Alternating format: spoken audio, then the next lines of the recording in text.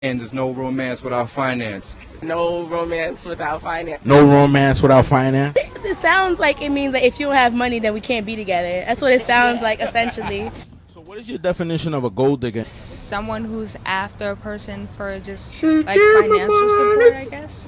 Gold digger is somebody who has an ulterior motive, is going to engage in certain activities to benefit themselves in a material aspect, financial aspect. My definition of a gold digger is somebody who is looking for someone else to take care of them financially for a extended period of time or a short amount of time and getting the most out of it.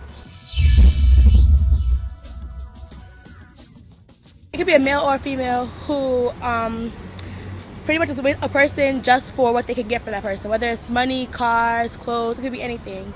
Okay. Do you feel like everyone has a price? Of course. I wouldn't say it's prostitution, but it's cutting kind of close. No, I think there are people out there that, including myself, you have a certain character that, you can't be bought. I guess that depends on how much or how they want to live. I think most people have a price though. Like they either want something, something of good value. Yes, everybody got a price. That's an old woman. I hate to speak in these generalities in terms of everyone having a price. I would say these days, it's safe to say most people have a price. At the end of the day, the flesh is weak. We're all human. We try to operate in the best way we know how, but we all fall short. So. I would say it depends on the situation, but most times, yeah. 100,000, would that be your price? 100,000. Too cheap. $1 million? $1 million, yeah. No, I can't do it. Keep it modest. Always the best answer is to say no. Okay. For most individuals, money plays a role in relationships. Why do you think that is? It plays a significant role because it's just having that financial stability within a relationship. I don't necessarily seek it. If in my relationships, if someone doesn't make as much as me, it's fine because love matters over everything. Hey, if it was mine, it'd kill my pockets. It's too much expenses and it kill a relationship. No one wants to be with somebody who doesn't make as much money as them and get used. So I guess that's the reason. I mean, for me personally, I wouldn't want to be with somebody who makes less money than me. That could cause problems.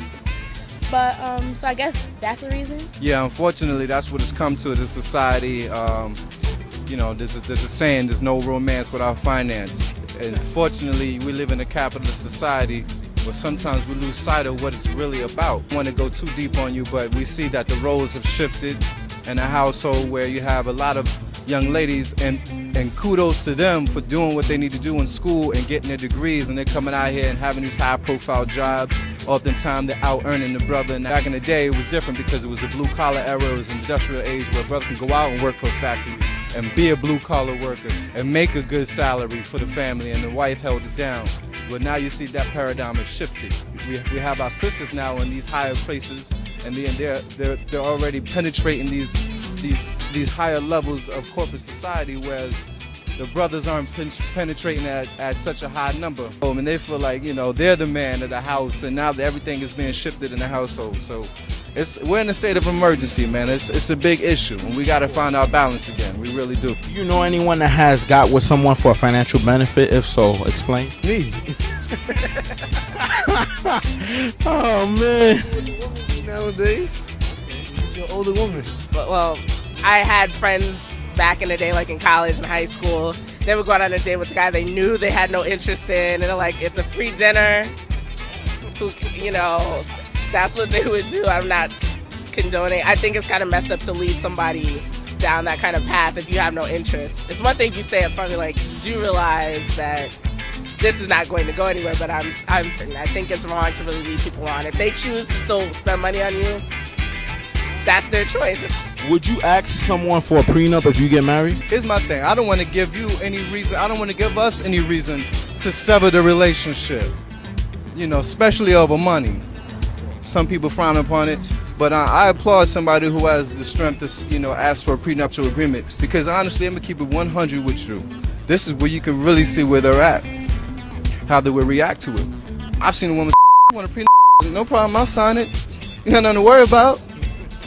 right? If you think like, okay, I get the dog, I get the house, I get the whatever. If you think like that, and it's not coming from an emotional place, it's coming from a rational place, it's better then than when all the emotions and all the anger and hurt is involved later.